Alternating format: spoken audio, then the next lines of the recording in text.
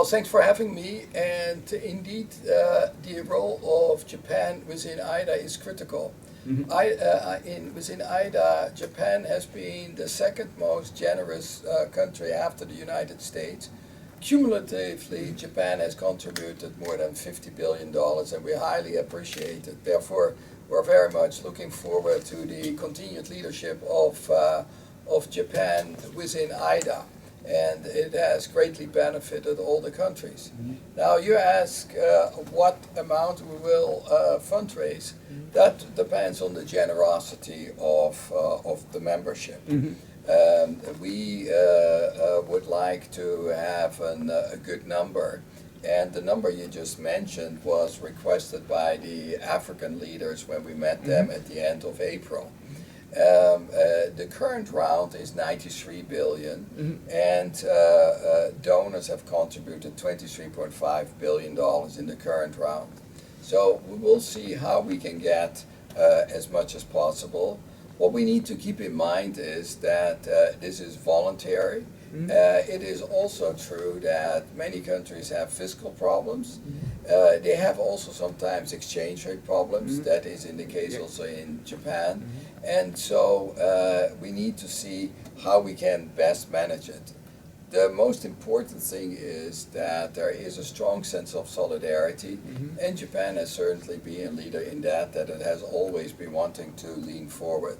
So we are actually optimistic to get a good round, but we have also to keep in mind that these are not easy times for any of the donors. I love to speculate with you, but I'm not in the business of speculating. I'm the chairman. I have also to say that basically this is a round where we are urging all countries to consider to be as generous as possible. So what you're going to see is some countries are going to step up generously. Other countries may have actually fiscal problems. Some countries may actually increase in local currency terms, but that doesn't mean that translates into major increases in dollar terms.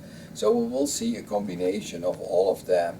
And what we ultimately want to see is that this adds up to a good number, and I'm sure that we're going to get this.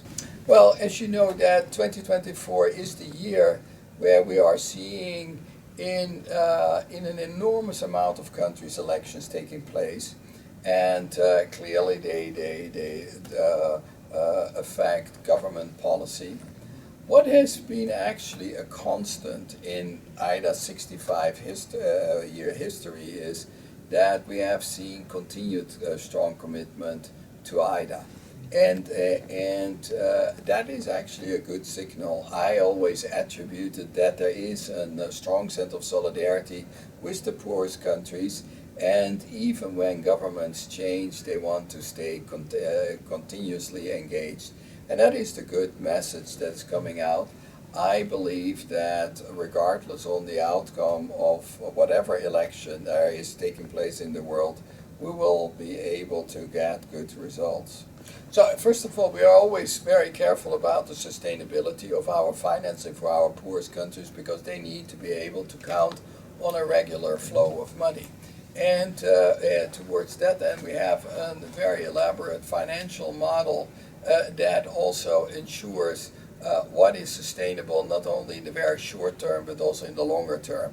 We will continue to do so, and what we are seeing is that over time we have been taking into account the challenges some donors are facing, so therefore the share of donor money has been declining over time. In fact, what is actually the good news for the donors is when they give $1, we can leverage this 3.5 to 4 times. So that is the explanation that with $23.5 billion of contributions, we were able to have a commitment authority of 93 billion. So that is where we are looking at sustainability at different sources. Clearly, when we are negotiating with the donors, but also where beneficiary countries are participating, is I'm always saying is everybody has to make an effort. That means the beneficiary countries will have to put more emphasis on domestic resource mobilizations, increasing tax revenues. It cannot be that forever the donors are only paying this. The donors need to see, can we actually be a bit more generous in a very difficult time? And even also the World Bank, we are contributing with our net income, and quite frankly, this time around we will come with a record contribution from our net income for IDA. And that is an unprecedented level, so everybody will need to step up a little bit.